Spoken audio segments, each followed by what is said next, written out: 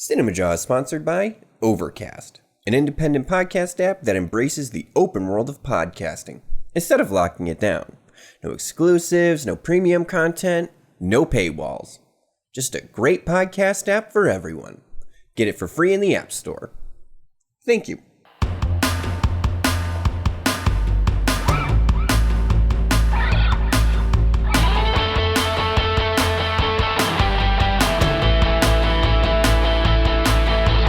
You're listening to Cinemajaw, the greatest movies podcast ever, recorded on location from our respective homes in Chicago. My name is Matt Pais, and with me is... Ride the movie guy, and sitting inside the fish tank is Filmy and Phil. What's up, guys? This week on Cinemajaw, Matt, we go back to the 1990s as we cover our top 5 favorite teenagers of the 1990s. I was a teenager in the 1990s, Ryan. How about you? As was I. It is our decade that we grew up in. Being teens was the 90s. Yeah, I remember in the 90s seeing like older like hippie guys walking around and girls and thinking, man, those people are just stuck.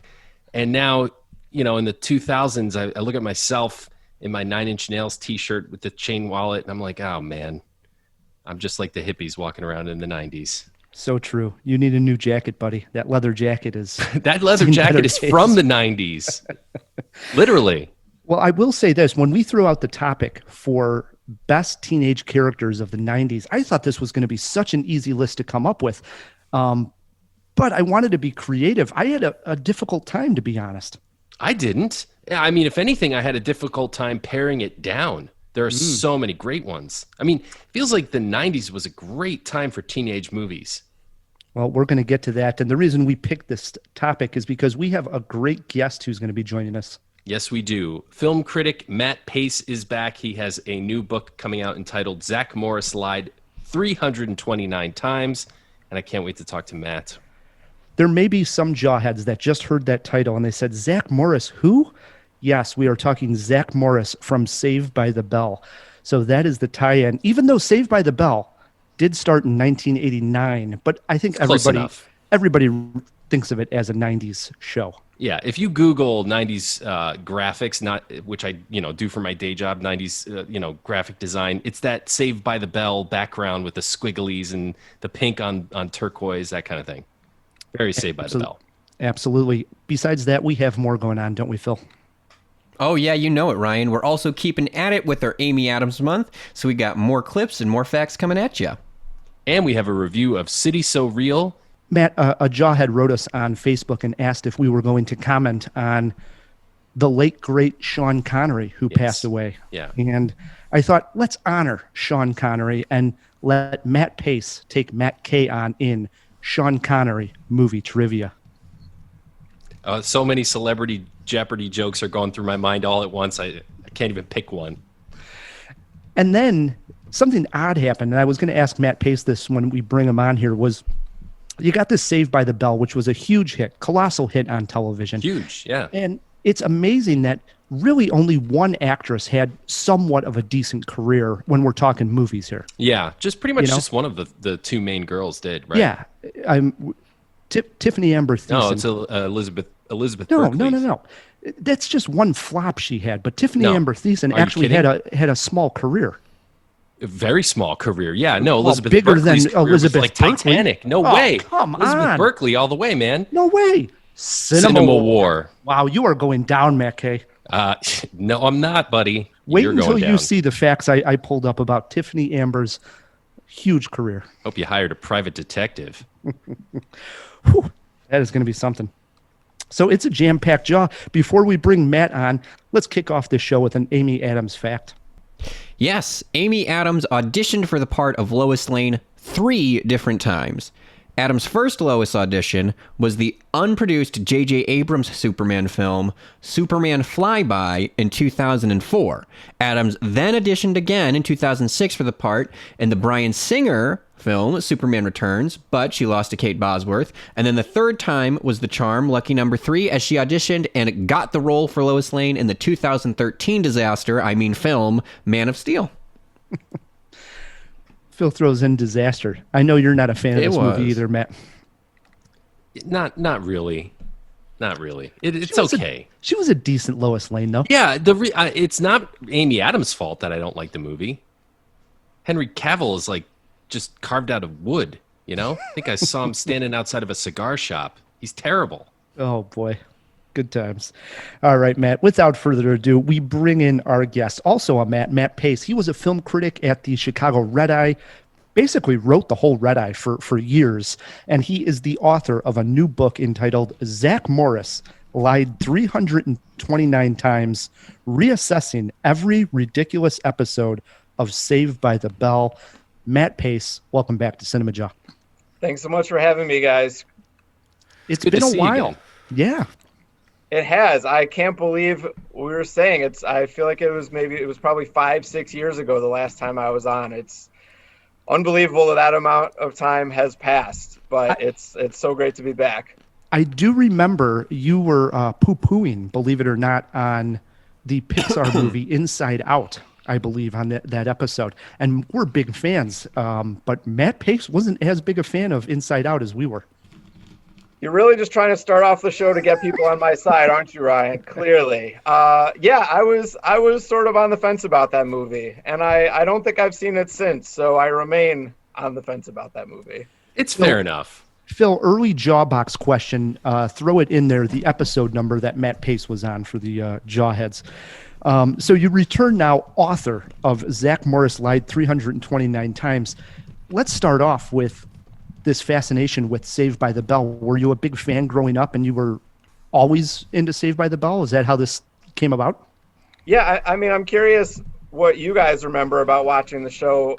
For me, I feel like it was just always part of that era. It's the show one of the shows I know the best. And once I got it into my head, what if I counted the number of times that Zack lied? I just sort of had to do it, but it was first and foremost a celebration of the show. Even after rewatching the entire thing, even after writing this book, for which I interviewed 22 cast members, plus the co-founder of the Say by the Max pop-up restaurant and the creator of the Zack Morris's Trash series.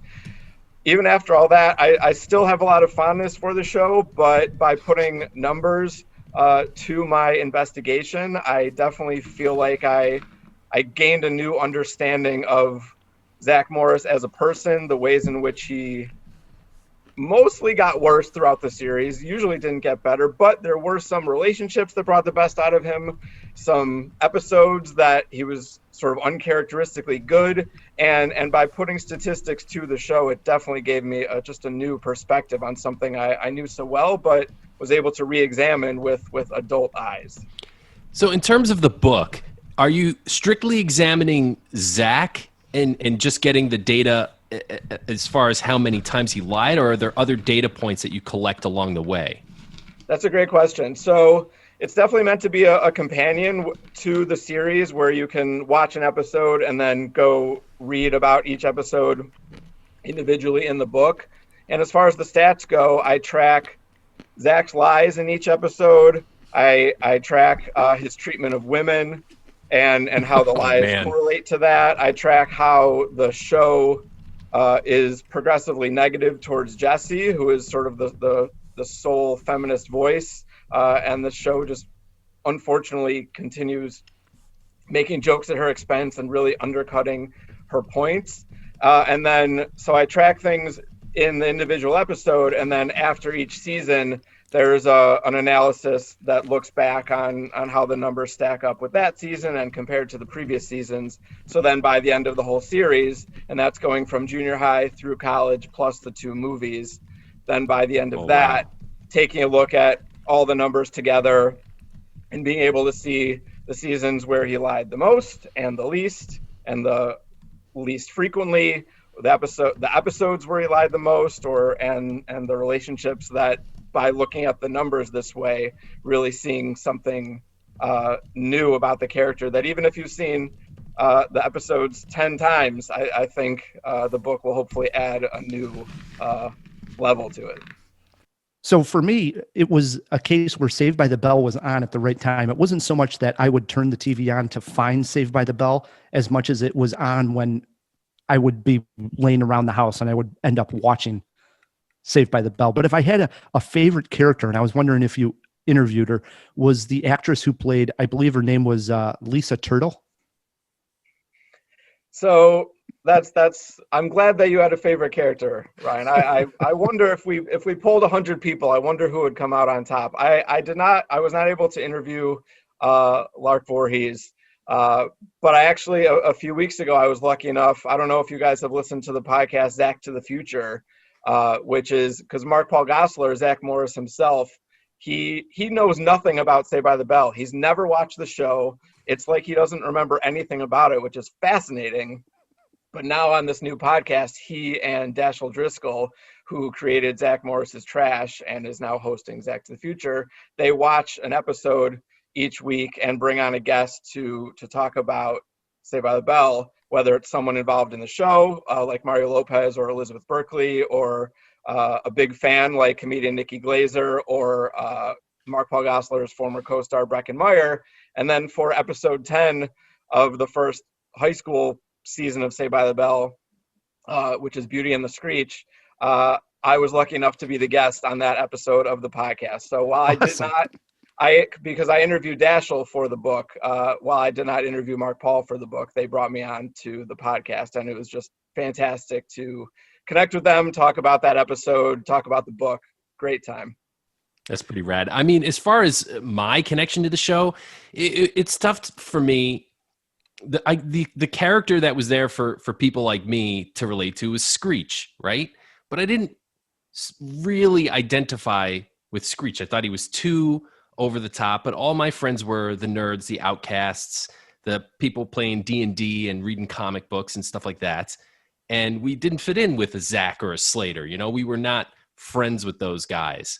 And I just didn't connect with Screech so much. I think they just caricatured him too hard.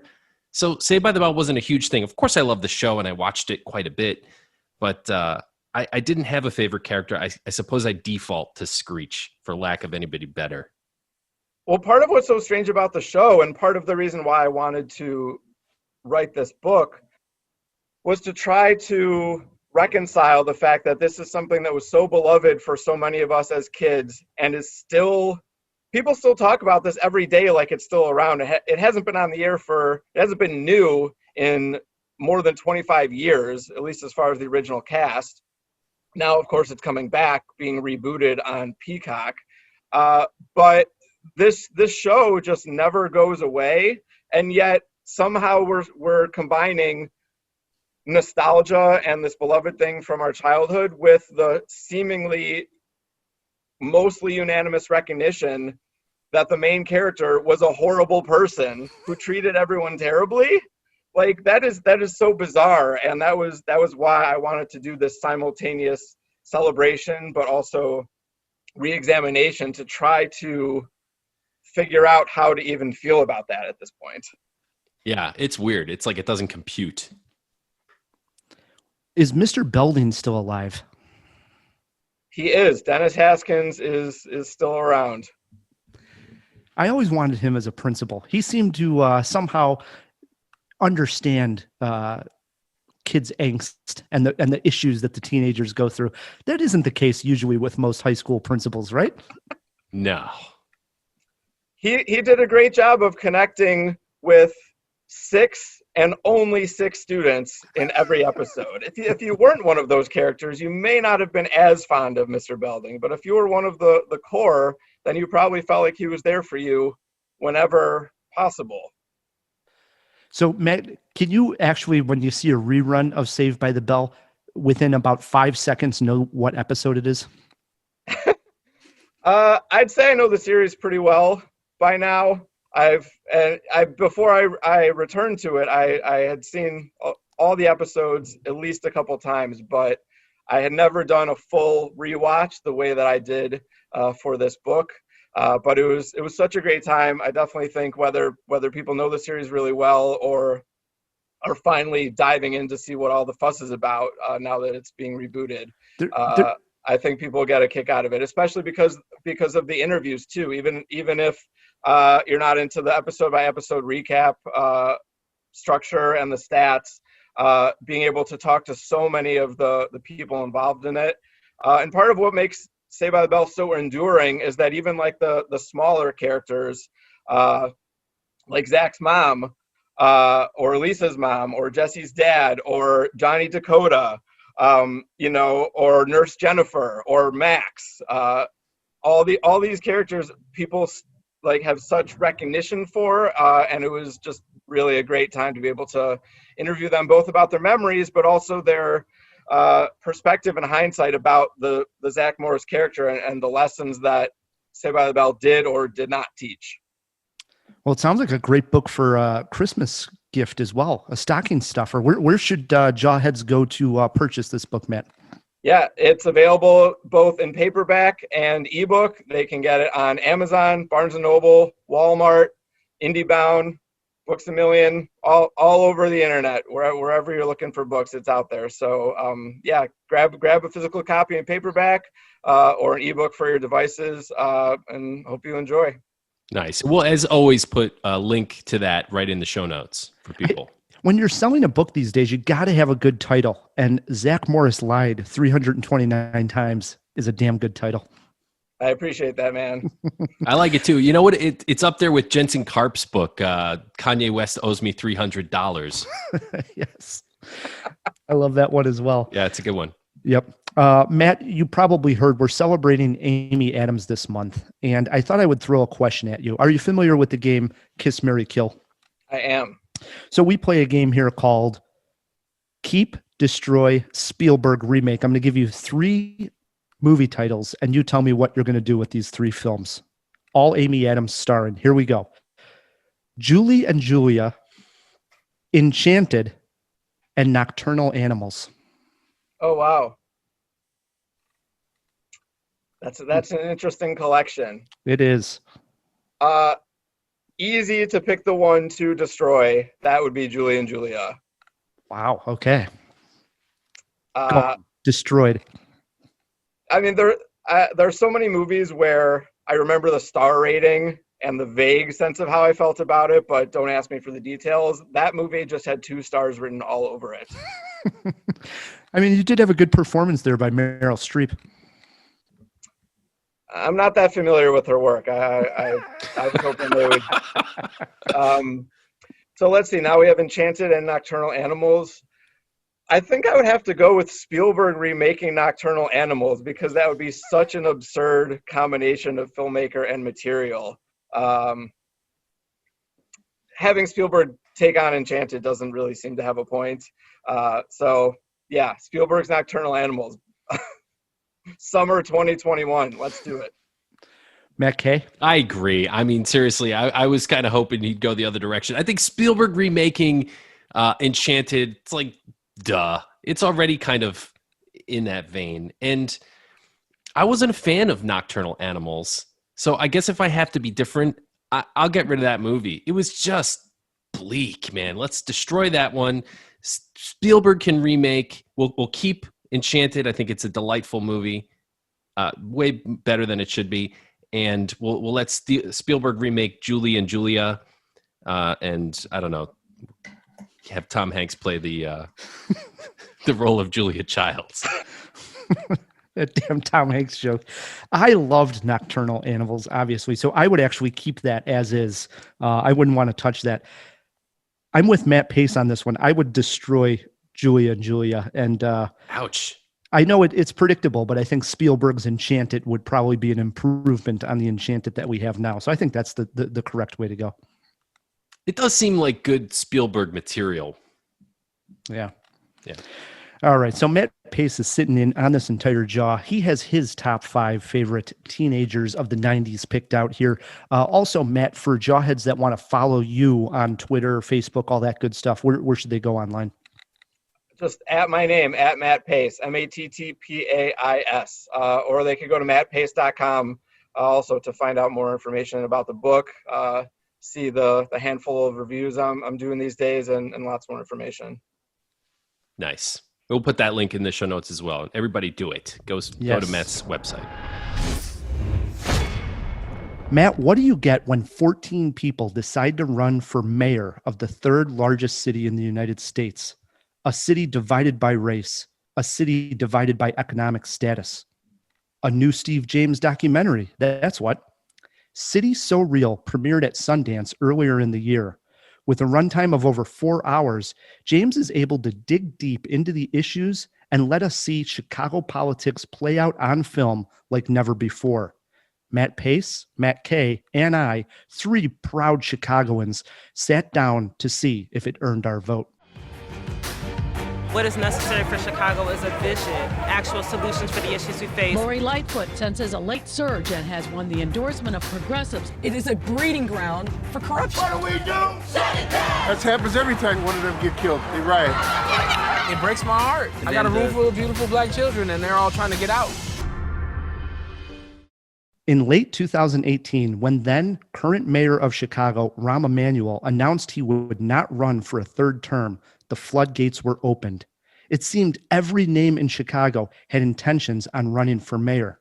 In hindsight, Cinemajaw should have tried to get Rye the Movie Guy listed on the ballot for some promotion.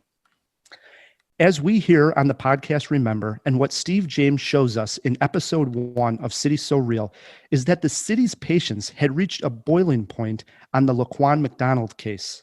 Laquan was a 17-year-old African-American that was shot dead by Chicago police. Video of the event had been covered up in City Hall. With the position of mayor up for grabs, it was a critical point for the city, a time when we could finally break free of the daily machine, a time when a new voice could take us in a new direction.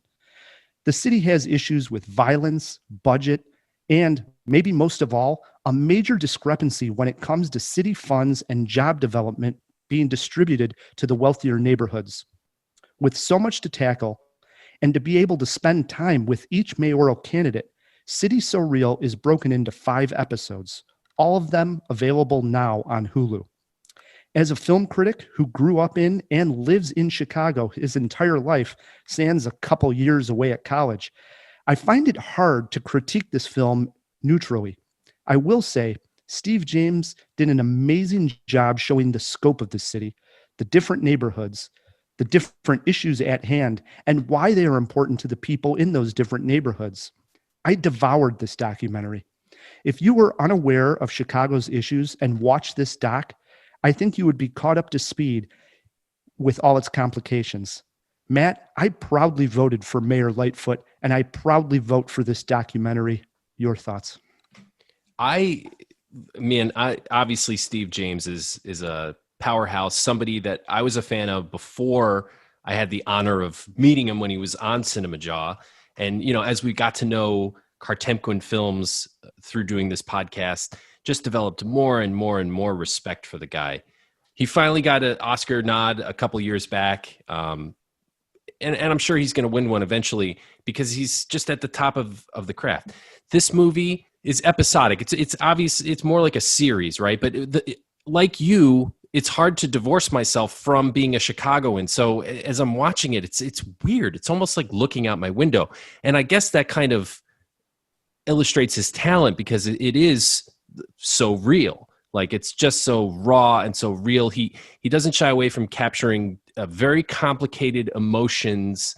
And it's about the mayoral race, but that's almost like a backdrop to people, the real people and their real lives, the people in the barbershops, the people on the street corners, the activists. And I think especially right now, after the political season we had, this movie is especially fascinating to see sort of a microcosm of how that affects a metro like Chicago, which is pretty unique. Probably one of the best documentaries I've seen in 5 years. Wow. Matt Pais. Well, I cannot say that I am on the same page as you guys this time. Oh, no. Here we go. I'm interested that you guys felt like by being Chicagoans that made it hard for you to evaluate this. I felt like that made it that much more evident to me of how much City So Real doesn't do. To me, this is a movie that really, really, really lacks clarity in simple narrative ways that I just cannot figure out how to justify. it spends a ton of time on a huge mayoral race and does almost nothing to identify the experience of each candidate and their policies and how that matches up or doesn't with the people of the city who may or may not be voting for them. So we don't actually get to follow along with the competition because we have such a vague sense of who's in the race and what they stand for.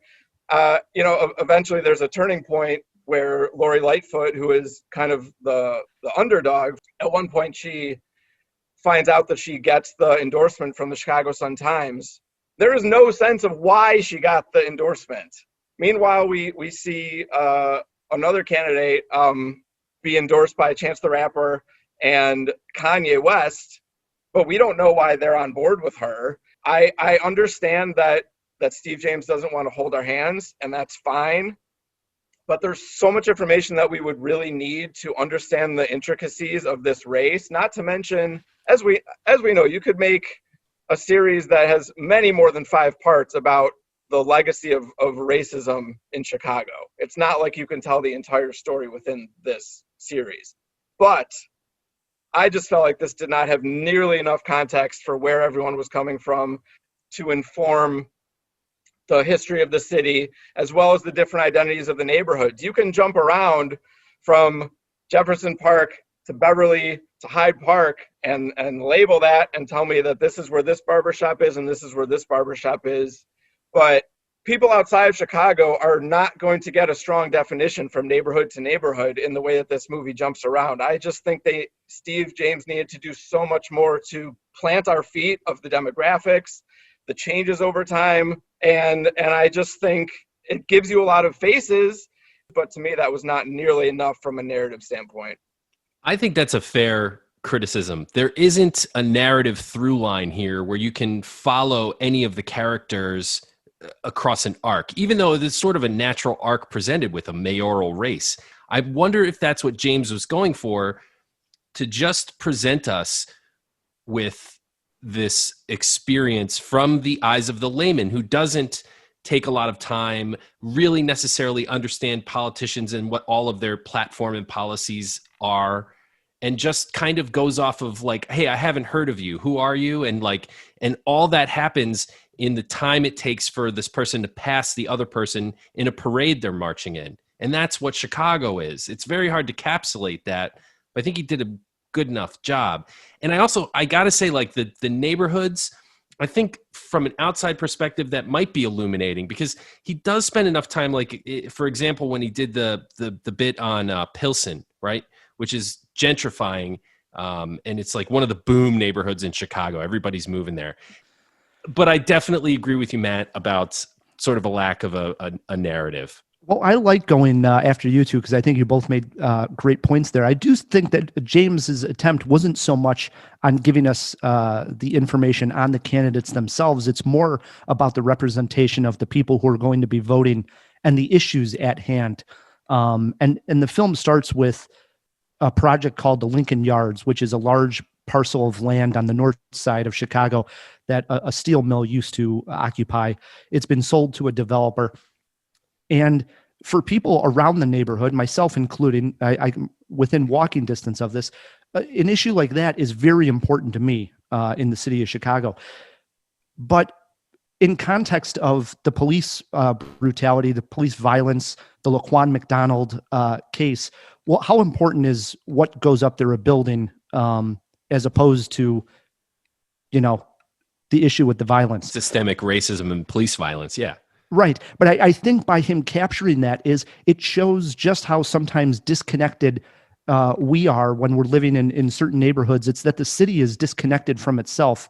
The people in the north side and those surrounding areas don't care as much for the problems that the neighborhoods, on the south and southwest side and northwest side might have. Even though we're all one city, we feel disconnected. I think that's what he was trying to go for. I guess I just sort of, a lot of the time it didn't feel like the series was edited in any type of deliberate way. It seemed like they just sort of decided on a bunch of places to go and then used what they got, but the degree to which certain things are there and certain things aren't there in the grand scheme of everything else going on, I just don't think this adds up to a whole lot. Obviously, the stuff involving race and police violence and some of the white population of the city seeming to kind of wake up in the wake of the incident with George Floyd. I just think this is the kind of movie that people like to describe as a tapestry, but to me that I think is sort of being used as a cop-out for how much it doesn't actually bring us close to really gather. I mean, there's a lot more to be said about Rahm's tenure as mayor in Chicago. There's more to be said about Tony Preckwinkle's both accomplishments and controversies. There's just so much that I think as Chicagoans, we bring into this movie knowing that we don't get advanced. So it's hard to imagine someone who doesn't live here feeling like this is properly illuminating. That's what I wonder. That's what I wonder too. I'm interested to hear people outside of Chicago, their thought on the documentary. I will say, I thought he was pretty fair to all the mayoral candidates other than Preckwinkle. She came off terrible in the doc. Did you guys feel the same? I think that's a fair assessment. I wonder, I don't think necessarily that the filmmaker was positioning her to look terrible. I just think that this movie shows a lot of the young, savvy candidates that were up against Tony Preckwinkle. And I don't think that Steve James was purposely portraying her that way. That's my opinion on it anyway. I got to give a quick shout out to Ergo, the podcast that's also on the CBC that shows up in this. Did you catch that? I did. Well, think about it this way. You called it a tapestry earlier, right? A tapestry is like... Well, I say it's not a tapestry. Right. But Okay. A lot of people want to call it that. A lot of people want to call it a tapestry, which is like a finely woven piece of art cloth that you hang on the wall, right? But I think thanks for the definition. You're welcome. Just in case you didn't. Back up. What is a tapestry? All right. That's what a tapestry is. We can all agree on that. I think City So Real is more like a quilt, right? It's folksy. People collaborate, throw things together. It's patched together. Well, go ahead, Matt. That's all. I agree that it's possible that it accomplishes about as much as one would accomplish if you said, knit me a quilt that tells the story of a complicated Chicago mayoral race and racism over the years in Chicago. You would get a little bit of information from that quilt, but not a lot. All right. Well, we're disagreeing here. I like the narrative. There is that one scene where all the candidates, at least half of them, are doing a debate on the radio, and nobody can get their point across. It was so crazy of all of them talking at one time, and the episode sort of ends on that scene. I think Matt Pais would say that's sort of the movie, a little messy. It's definitely messy. And don't get me wrong. Obviously, there are parts of this that are going to engage people, upset people. I mean, they're covering protests about murders should, no matter how many times you have been upset by this, you should be upset about it again. And but it also sort of, the structure of this is so undefined. All right, let's wrap this thing up. A movie poster quote for you here. I went with the clearest picture of all the messiness in Chicago politics. I think what's messy is that movie poster quote. I'm gonna say, run for City So Real. You like it? See, that just summed it up, Ryan. We're on a 4-jaw scale. Matt Pais, how many jaws for City So Real? This is an easy one. 2 out of 4. I'm going with 3 out of 4 jaws for City So Real. Matt K. Listen, I am going to take what Matt Pais said under consideration, but I'm going to stick with what I wrote down. I'm giving it 4 jaws. Oh, wow. And maybe I'm a Steve James apologist over here, and maybe it's because it's a Chicago movie and I live here, so I identify with it quite a bit. So I'm going to watch it with that critical eye again, Matt. So I'll definitely take it under consideration. Wow. We are all across the board here, Jawheads. 4 jaws from Matt K. It's a jawbreaker from Matt. We got Matt Pais with 2 jaws. I'm right in the middle of those 2. 3 jaws from Ryan, the movie guy. If you've seen it and you're outside of Chicago, We would really like to hear your thoughts. Email us feedback@cinemajaw.com, or you can always shoot us a tweet at Cinemajaw. Now, that particular film didn't have to do with 90s teenagers, but because Matt Pais wrote a book, Zack Morris Lied 329 times, that's our topic this week. Our favorite teenagers from the 1990s. Matt, you're getting us started this week. Who do you got sitting at number 5? Well, I have to thank you guys for picking this topic. It was incredibly fun to consider the candidates for this. But it also reminded me that some of the movies that I think about from the 90s that are almost teen movies are just outside of that. Little Big League, he was 12. Rookie of the Year, he was 12. Sandlot, 5th grade. All these incredible kids sports movies, they were just a little bit younger than that. So having said that, I had to find a workaround to make sure I represented that type of kids sports movie in a way that actually fit. And therefore, in honor of another iconic 90s TV show that is not Saved by the Bell, my pick for the number 5 teen movie character of the 90s would be Jonathan Moxon, otherwise known as James Vanderbeek in Varsity Blues. Nice. This was an honorable mention for me. This is a nice pick. Matt, what do you got sitting at number 5? Man, it's not going to compare to that. But you know what? I have 4 teenagers. They're tied at my number 5, but they're all in the same movie. Oh, Jesus. Do I have to just choose one of them? This is a debate that could honestly go on forever because, of course, I'm talking about Leonardo, Donatello, Michelangelo, and Rafael in 1990s. And Matt Pais is agreeing with this. Ninja Turtles. Oh, no. Hey, it's right there in the title, right? I mean, they are teenagers. They also happen to be Mutant Ninja Turtles, but they're teenagers. They were going through all the normal things that American teenagers that live in the sewer go through. Like, the shredder. Yeah. I love the Turtles. I'm not going to apologize for this pick. If I had to choose just one of them, I'm a Rafael guy. What about yourself, you two? What do you think, Rye? I was the nunchuck guy, whoever that was. Oh, Jesus. It's Michelangelo. There you go. I was a big Michelangelo fan. Matt, what do you think? Leonardo for me. All right. Well, Phil, round us off here. Where do you go with the Turtles? Thank God for Matt Pais for having good taste. Actually, I would say Rafael is the second best. But come on, Ryan. I think the Matts will know what I'm talking about when we have like that one friend who's the Michelangelo just being proven it. I base it only off the video game. That's really my full knowledge of the Teenage Mutant Ninja Turtles. And I remember always picking the nunchuck guy. So even Matt, in the game, Donatello was the best. Assuming we're talking about Turtles in time. Yeah. Donatello had the bow staff, so he was the best to use. Donatello doesn't get enough love in general. I agree. But Ryan's still wrong. Well, Teenage Mutant Ninja Turtles get too much love on Cinemajaw. No, Comes they up. don't. I just to clarify real quick though, Matt, are you only talking about in the first movie? Are you eliminating the second and third as well? Yes, I am. In all fairness, it went sharply downhill after the first film. If we're being honest, those 2 other movies weren't as good. And I'm definitely not talking about the Michael Bay stuff. All right, on to my number 5. Let's get it back down to reality here, Matt.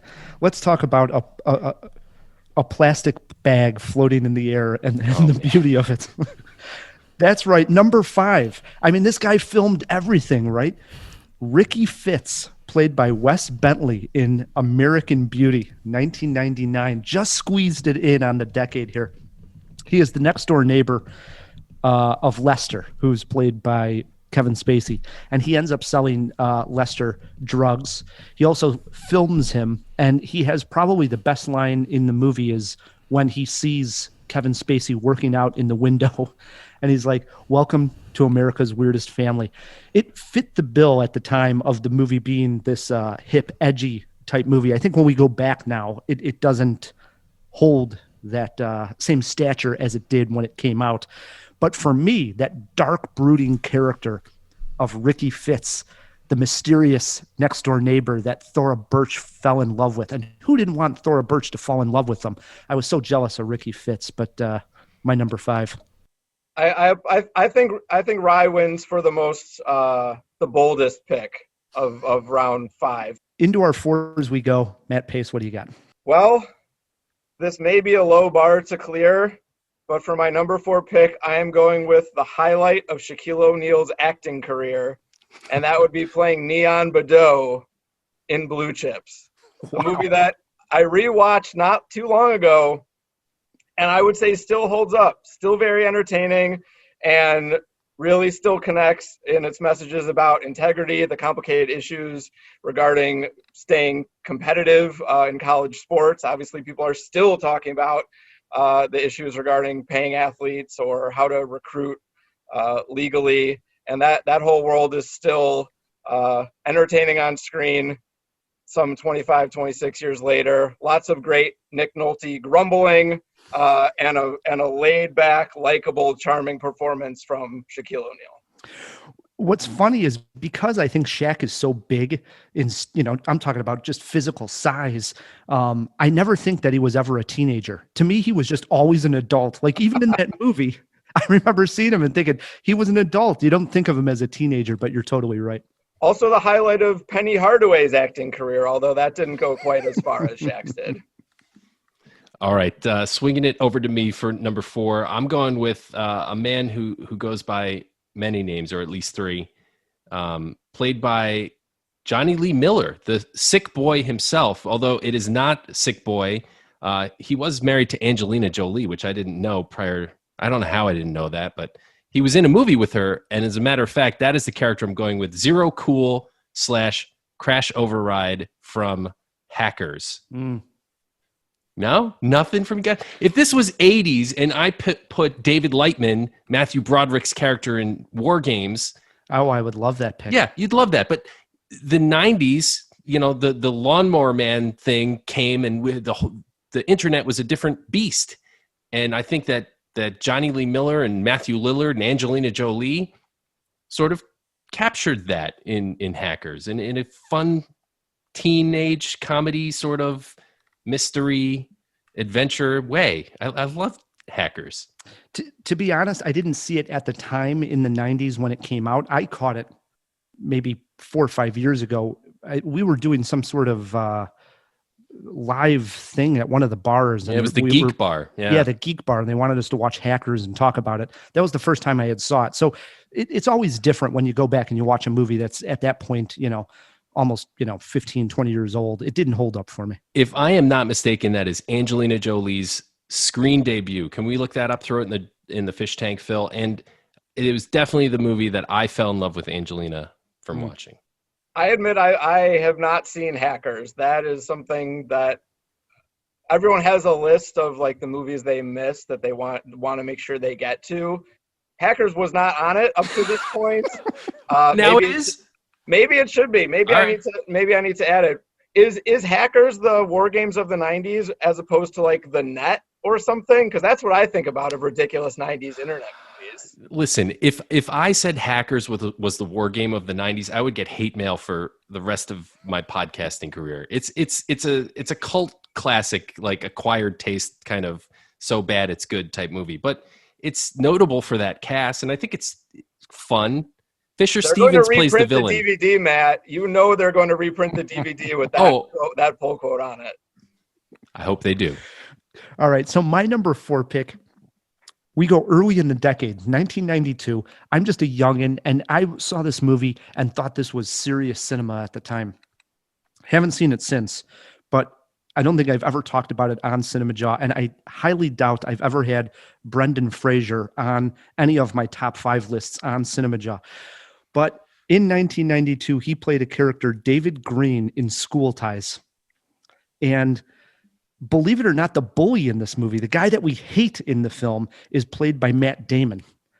And this revolves around, it's in the 1950s, and he's like a star high school quarterback that gets a scholarship to go to a prep school.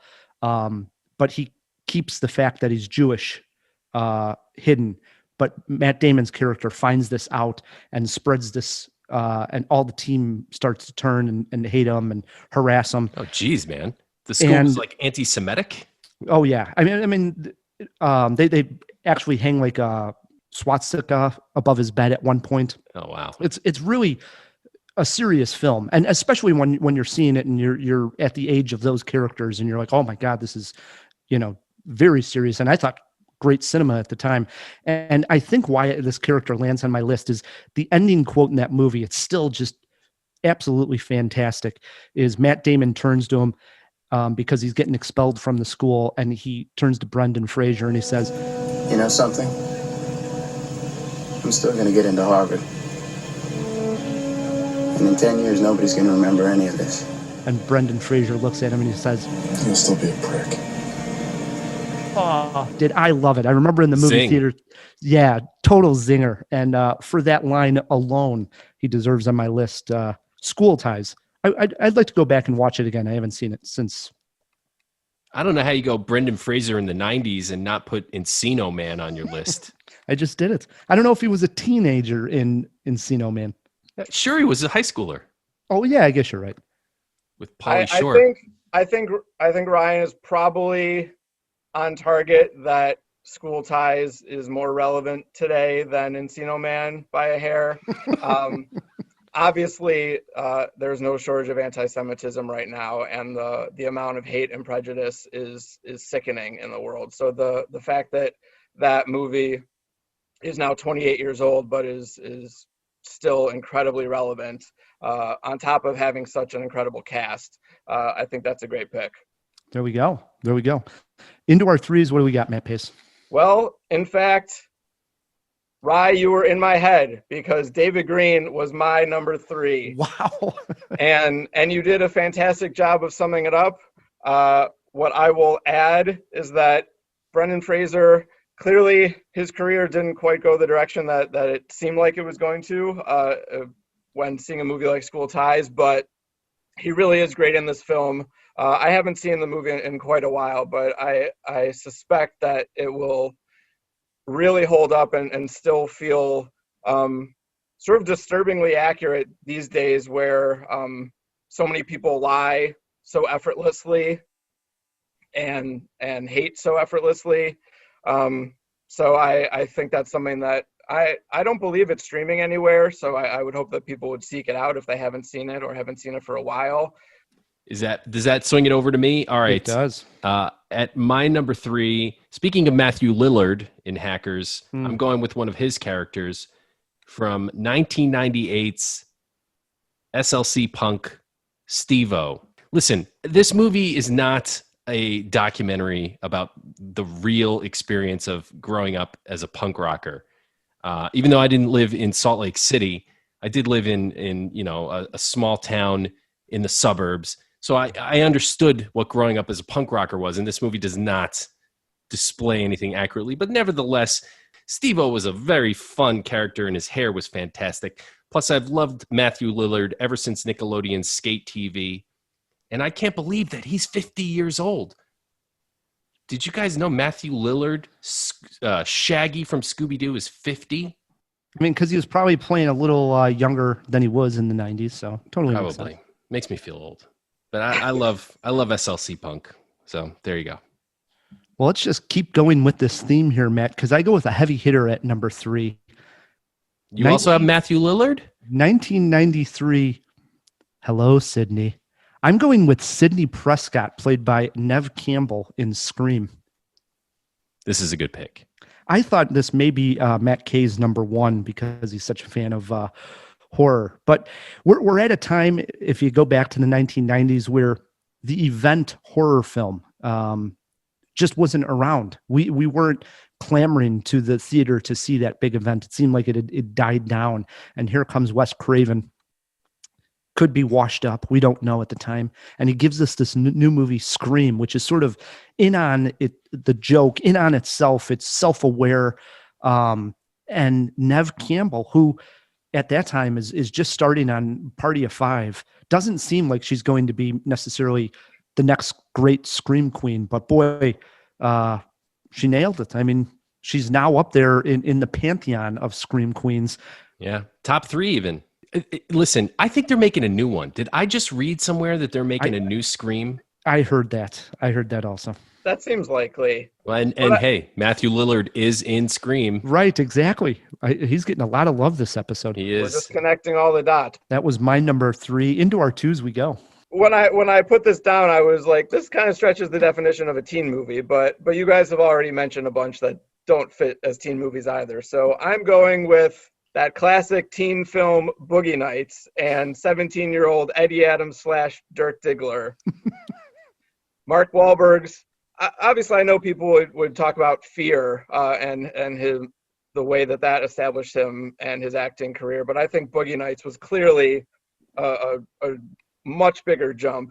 He's great in the film. The movie itself is remarkable. Paul Thomas Anderson just taking such Hard 8 is a good movie, but to go from that to Boogie Nights was just enormous. I know we can all look back at some of the movie going experiences of our youth and think about our budding love of movies, the excitement of something new coming out that's getting great reviews that you want to go see, and just feeling like you're kind of on the inside track of something that means a lot to you. And absurdly, I remember seeing a double feature opening weekend of Boogie Nights and I Know What You Did Last Summer. Love it. Yeah, that is a good one. Especially because I don't think of him as a teenager, but he clearly was. Love that pick. Matt? Yeah. All right. At number 2, guys, I'm going to get you high today because it's Friday. You ain't got no job and you ain't got shit to do. I'm going with Chris Tucker as Smokey.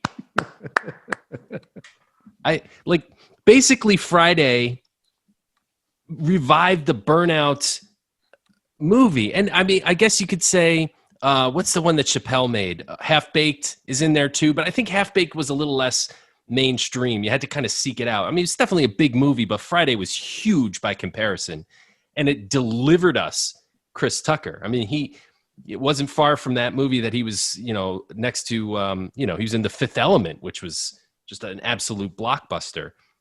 Smokey pretty much tied the neighborhood together.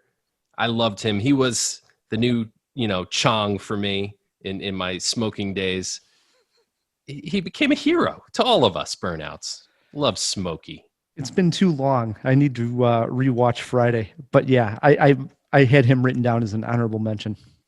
My number 2, I go with a smaller character, definitely not as iconic as some of these that we have just mentioned, but I love this movie as well. Sometimes gets overlooked. Came out right at the end of the decade, 1999. The character's name is Rona, played by Sarah Polley in Go. And she's the main character in Go. She's approached by 2 guys, and the 2 guys that approach her are played by Scott Wolf. Here we go, back to Party of 5, and Jay Moore. And they go to the grocery store where she's working. They're looking for this guy, Simon, to buy drugs. When they can't find him, they scramble and they try to get her to buy the drugs. But little does she know, they're actually undercover cops.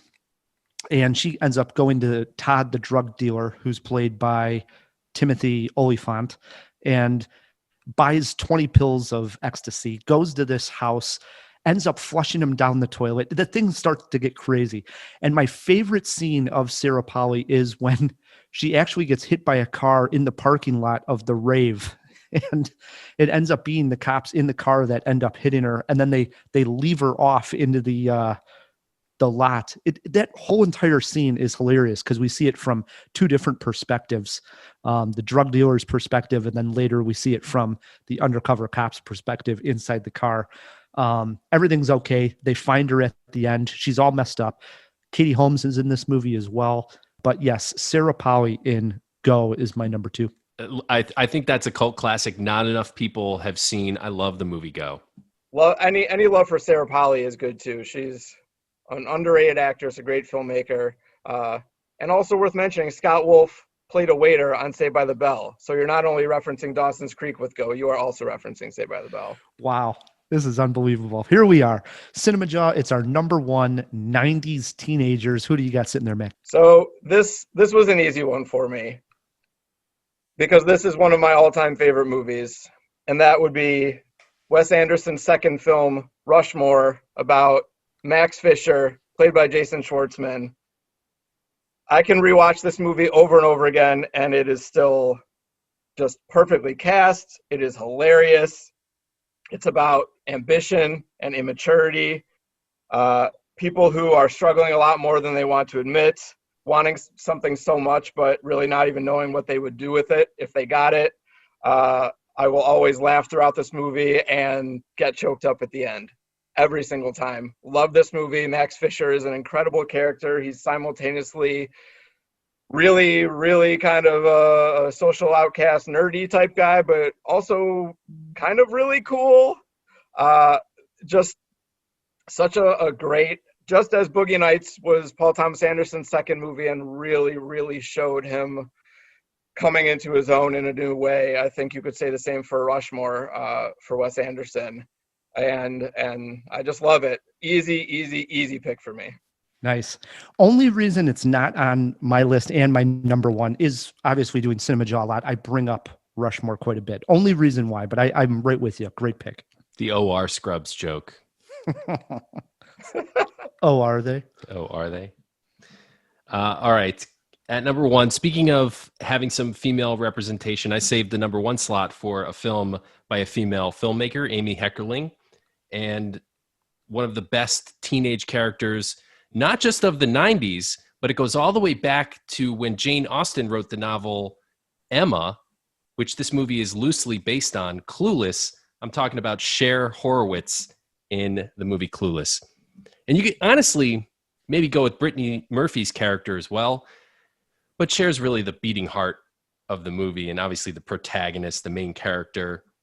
Everything that, when you think of the 90s, how can you not think of Alicia Silverstone, right? Her entire career had its arc in the 90s. So it sort of began with the Aerosmith videos and ended with Batman Forever, you know? That was the arc of her career. And that was really only a half a decade. It was maybe 8 years. But yeah, she, at the height of it, was Clueless. And the thing is like Clueless is a damn good movie. Like, I think if you put it on today, it would be just as good. Paul Rudd is always infinitely likable. And, you know, he plays the love interest here, which is just a little creepy in this story.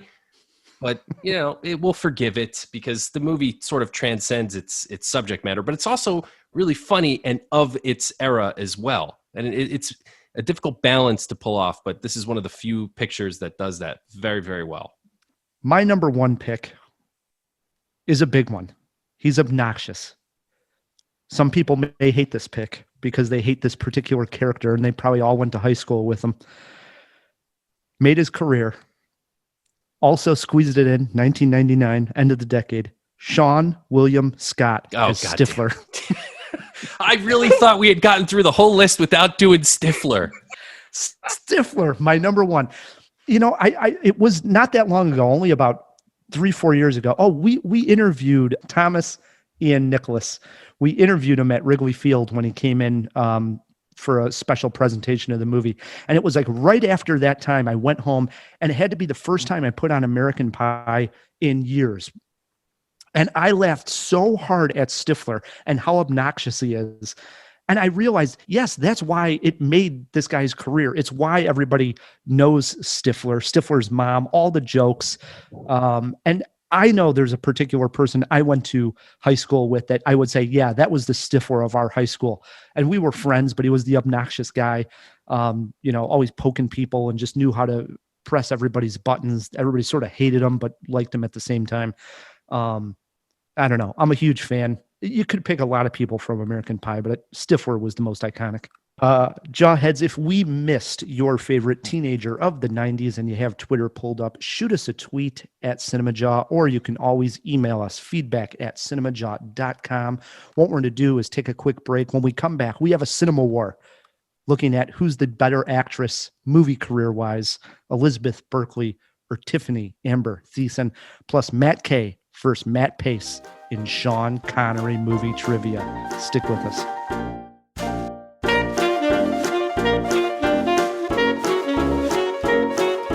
The great Amy Adams plays against both Christian Bale and Bradley Cooper as she lays it all on the table in American Hustle.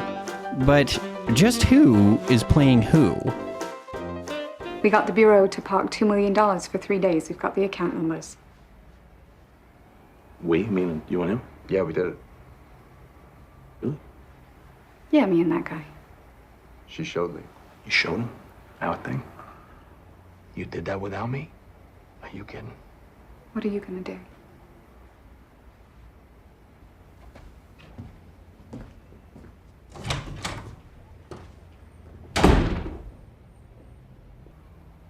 You playing me?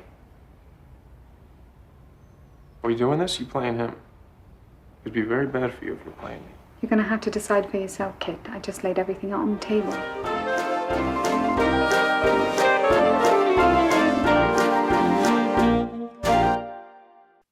And we are back on Cinemajaw, hanging out with Matt Pais, the author of Zack Morris Lied 329 times.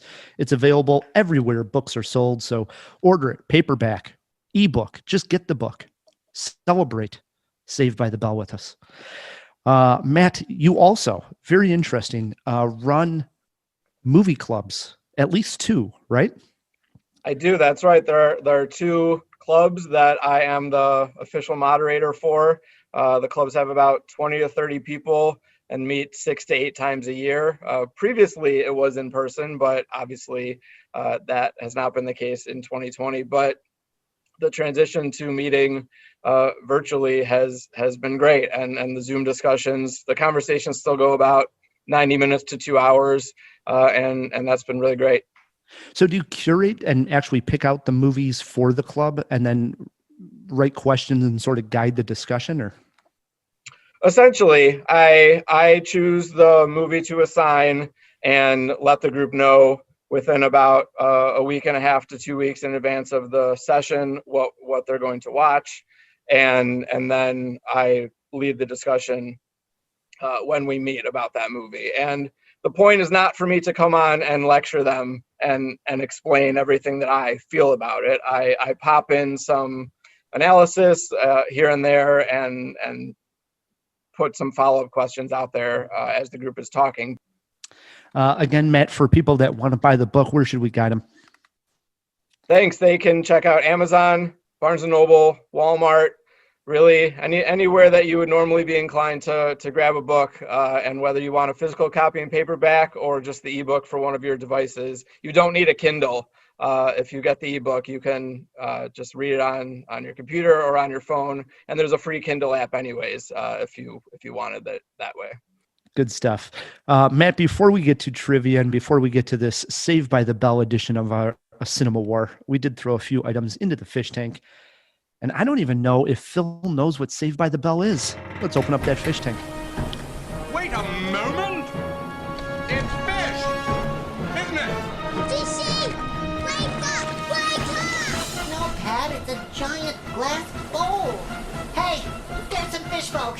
Who's coming with me besides Flipper? Here. That's a Sicilian message. It means Luca Brasi sleeps with the fishes. We're gonna need a bigger boat. Hey guys, thank you so much. It's good to breathe again.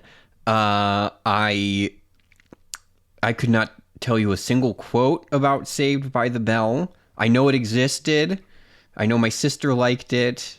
And I is it an older sister? Yes, I have 2 older twin sisters, and one of them liked that, but she watched it as an adult when she rewatched Boy Meets World, which was still a little too old for us. I think the closest equivalent for me, like from what you guys were talking about, would be Drake and Josh. That sounds a lot like where I was in life. But we got a couple, there's some interesting questions in here this week. Our first one, this one's a jaw dropper. What was the last episode that Matt Pais was on of Cinemajaw?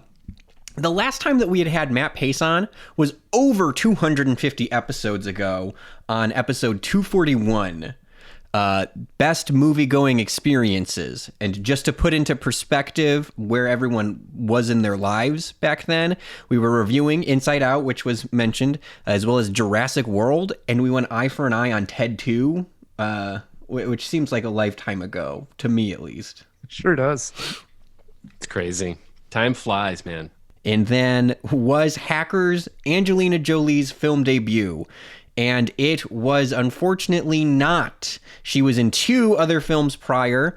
Before Hackers, she was in Cyborg 2, the sequel to the Jean-Claude Van Damme film, Cyborg. Oh, of wow. course. Of course. And then before that, her first ever film was 1982's Looking to Get Out.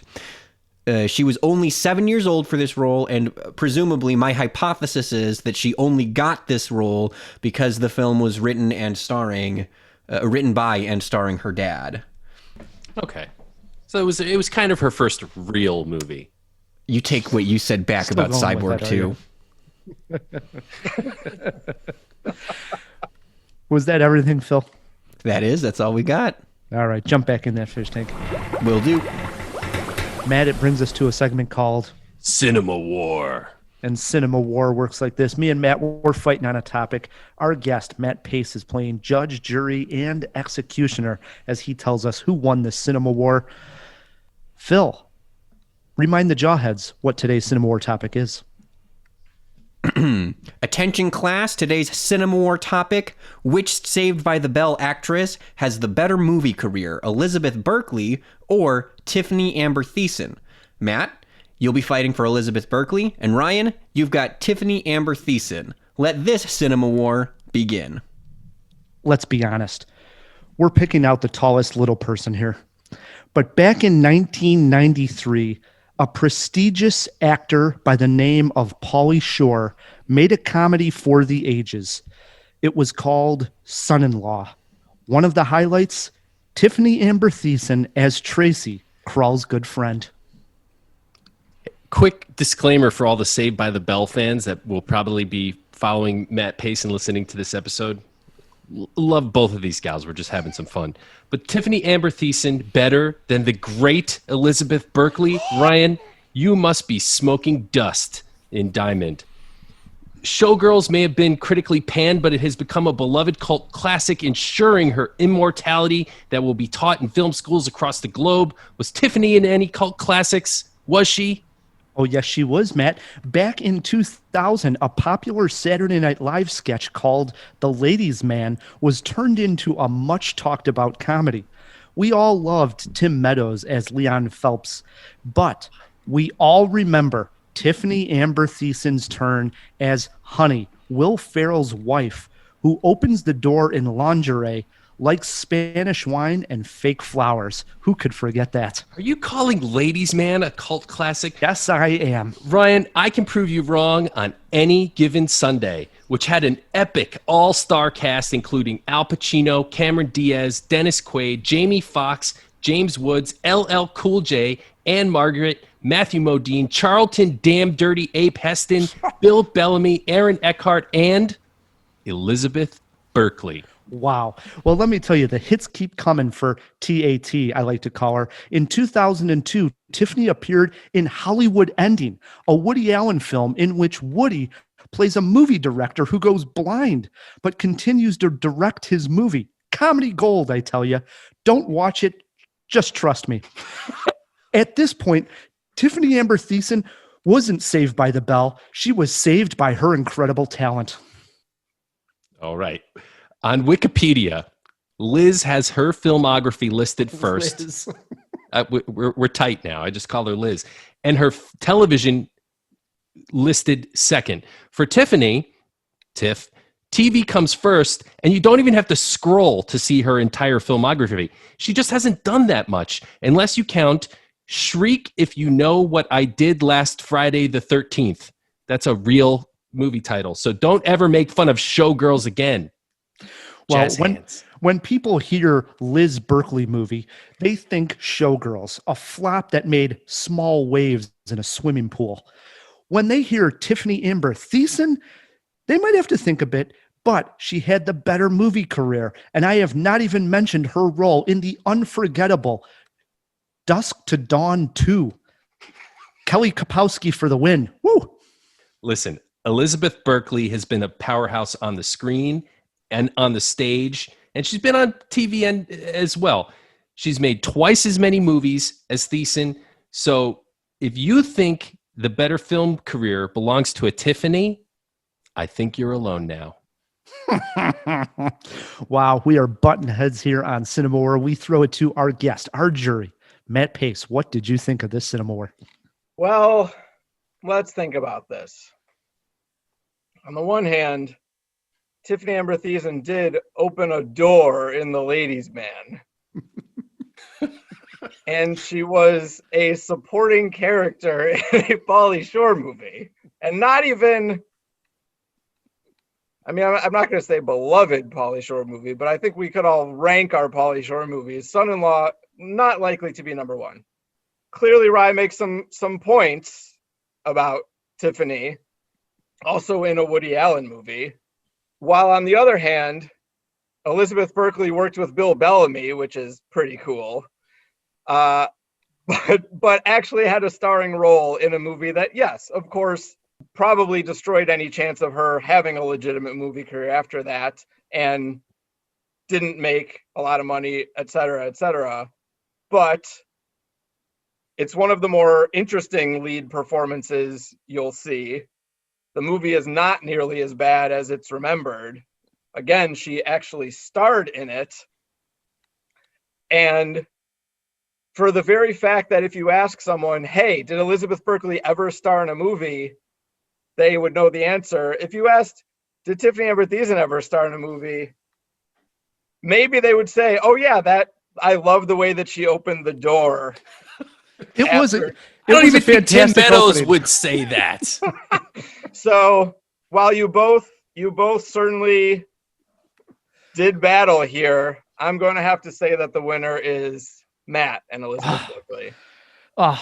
I had a tough road to battle there. Matt, 20 seconds to rant and rave on whatever you want. Well, all I'm going to say is Rye the Movie Guy, I challenge you to watch the 1990 epic Teenage Mutant Ninja Turtles. That is my challenge to you, sir. Accepted.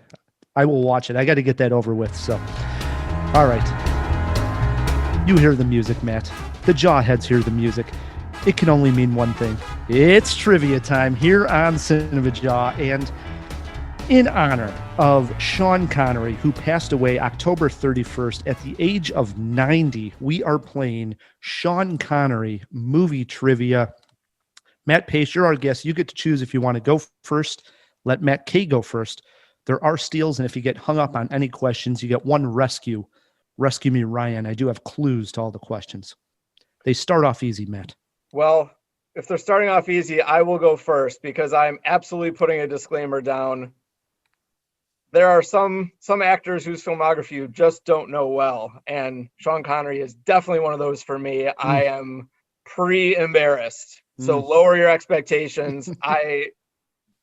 If I do terribly, I will not be surprised, but I'm so happy to compete and fail or not fail, so I'll go first. Question number one. Sean Connery made one film with the great Tiffany Amber Thiessen. No, I'm joking. All right. Question number one. Sean Connery made one film with the foolish Nick Cage. It came out in 1996. Name it, Matt Pais. That would be The Rock. He is correct. He's on the board with The Rock. I told you they start off easy. Question two over to Matt K. Matt, in the Battle of Great Voices, Connery made one movie with Alec Baldwin. It came out in 1990. Name that film. The Hunt for Red October. That is correct. What's the Battle of Great Voice? Oh, they both have great voices. Okay. Right. Yeah, they do. That's fair. 1-1. Everybody perfect. Question three, back over to Matt Pais. Sean Connery appears in The Untouchables, in which Robert De Niro plays Al Capone. Who plays the FBI agent Elliot Ness in the film? Oh my God. You had to go this direction, so all of my Chicago credibility is just going to disappear. You know, I saw this movie once a long time ago, and I'm sure this is unbearably easy. But I know Kevin Costner is in the movie. I don't know if that's who he plays. So this is either easy and accurate or a terrible answer. He is on the board again. It is Kevin Costner. 2-1, Matt Pais. Question four over to Matt. Matt, Sean Connery voiced a dragon one time. Name the movie. The movie is Dragonheart. That is correct. Wow. Everybody perfect on Sean Connery. I was trying to remember Kevin Costner's name so much that I think something just went ping, like a spring popped in my brain. 2-2, question 5 over to Matt Pais. Matt, in the 1975 film, The Man Who Would Be King, Sean Connery starred with this legendary actor who he also called a friend. What did you say my choices are? Passing or asking for help? Yeah, you don't want to pass. You do get one rescue. Rescue me, Ryan. I guess I'll use that here then. This actor also appears in the Cider House Rules. Hey, that's one of those movies that you have the list of things to catch up with, and that is not on it. Is William Hurt in the Cider House Rules? Incorrect. Matt, you got a chance for a steal here. Boy, I have no freaking idea. Can you read the first question again? The clue helped me not at all. I've never seen Cider House. 1975, The Man Who Would Be King, Sean Connery starred with this legendary actor who he also called a friend. All right. So it's a British movie, right? The Man Who Would Be King. It was the King Arthur movie he did. I'm guessing it was whoever played Merlin. So was it Alec Guinness? I have no idea. Incorrect on all accounts that you were talking about. Really? Right there. It's not the King Arthur movie at all. It's not at all. All right. He was in a King Arthur movie, right? Jawheads just forget everything he just said. It was rubbish. We were looking for Michael Caine. Michael Caine. Ah. It's still 2-2. Question Wait, 6. Michael Caine played Merlin? All right, question 6 over to Matt K. Matt, Sean Connery made one film with Larry Fishburne. It came out in 1995 and was about a law professor fighting the death penalty. Name it. Wow. Sean Connery and Lawrence Fishburne. 1995. A law professor fighting the death penalty. Name the movie. I have no idea. What question number is this here? This is question number 5. All right, I'm just going to take a stab at this. I'm just going to take a stab at this and say Finding Forrester. Oh my God. Absolutely incorrect. Matt Pais, you have a chance for a steal here. Man. Sean Connery, Lawrence Fishburne, 1995. Any guess? I feel like it's like a one-word title, maybe, which is not that unique of a guess, and I don't remember what it is, so that's not helpful. I don't even know what that would be. They're fighting the death penalty? Correct. Well, it's definitely not this, but the first one-word title that jumped to mind was Hoverboard.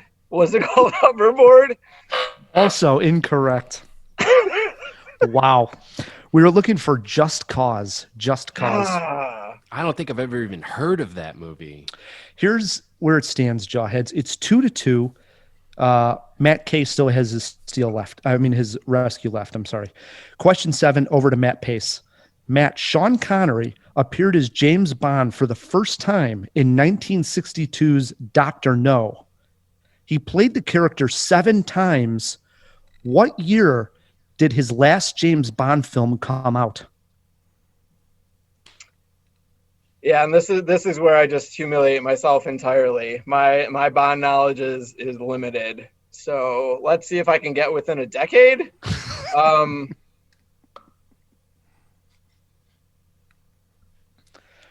What year did Sean Connery's last James Bond film come out? 76. That is incorrect. Matt, you got a chance for a steal here. Okay, here's the thing. He left the character of James Bond, and then Roger Moore took over, who we all grew up with, at least me, Ryan, and Matt grew up with as our James Bond in the 80s. Our introduction to Bond was Roger Moore, right? but I think he actually returned. Sean Connery returned to the role of Bond for one more film that was not technically part of the Bond canon. It was not produced by the filmmaker Broccoli. Matt K really showing off his Bond knowledge here. Yeah. And he was much older. All this is great and fascinating, but we're looking for a year. Yes, it was in the. I'm going to say it was in the 80s, and because I think Moore took over in like 1977 or something like that. So I would say 1981. Wow. Also incorrect, but you were on the right track. In this case, Jawheads, he was completely right with his thinking. It was 1983. Come on, man. Jesus, I was close. And that film was Never Say Never Again. And that was tongue-in-cheek on the idea that he would never play Bond again, he had said, but he did come back one more time. So here it is. It's the last question of the game. It's tied 2-2. The question is over to Matt K. Matt, name the 1989 Sidney Lumet directed film that starred Sean Connery, Dustin Hoffman, and Matthew Broderick. Rescue Me, Ryan. Whoa. We got a Rescue Me, Ryan on question number 8. Your clue is just get to business, Matt. Just get to business. Sidney Lumet directed, Sean Connery, and who? Dustin Hoffman and Matthew Broderick. Matthew Broderick. That's the weird part. Broderick. Dustin Hoffman. Jesus, man. I mean,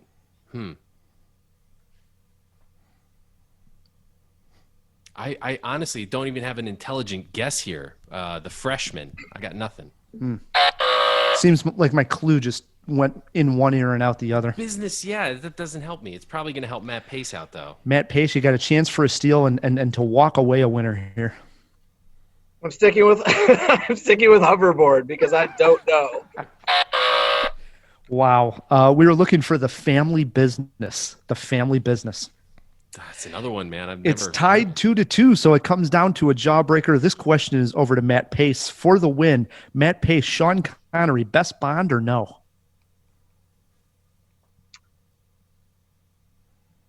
No, because he... That is incorrect. He is the best Bond. That was a joke, obviously. The real jawbreaker was this. Age of Kevin Costner, closest to. He was in The Untouchables. Age of Kevin Costner, closest to. Matt Cady, you got to guess. Costner is not quite a septuagenarian yet. He is still in his 60s. I will put him at 66 years old. Lock him in at 66.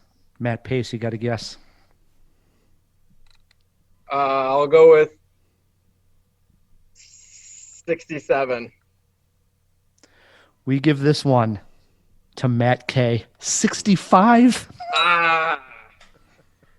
Wow, that was a ball game. That was a close game all the way. Absolutely. Can we get a virtual handshake? Yeah. Virtual fist bump. Oof. Wow, that was good stuff. Absolutely. I really needed you to ask a question about First Night. That was going to be my ace in the hole, clearly. Good stuff. I was waiting for the Bond question, and I guess I got it. But geez, that's the hardest Bond question ever, man. I had to make it a little tricky, you know. Fair enough. The knowledge that went into your wrong answer was impressive, though. I mean, geez, you could have given us like a 2-year spread or something, you know. Yeah. All right. Well, it brings us to the end of a great jaw, and first and foremost, we got to thank our guest, Matt Pais. Thanks for joining us. Thank you guys so much for having me back. It was a blast. Cool. We'll have to not wait another 200 and something episodes before you're back again. Sounds good. Matt, we also got to thank our sponsors. Yeah, thanks to Overcast and the Chicago Podcast Co-op who help us get great sponsors like them. We also got to thank our editor, our producer, the guy in the fish tank, Fill Me and Phil. Oh, of course, no problem. Happy to be here, guys. Thank you. If you want to support Cinemajaw, the easiest way to do so is by leaving us a review wherever you're listening to this podcast. And while you're doing that, click subscribe. One extra button for you. It helps us out tremendously, and it's free. Until next week, I'm Rye, the movie guy. I'm Matt K. And keep on jawing about the movies.